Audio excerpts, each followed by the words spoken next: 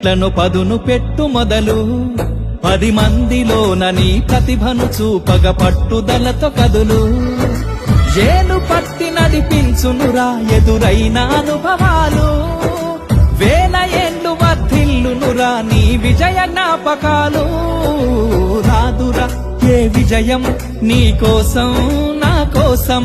ఎటుపోదురా నువ్వు చేసిన కష్టం ఎప్పటికైనా సొంతం కాలంతో పయనించే వాడికి కానిది ఏముంది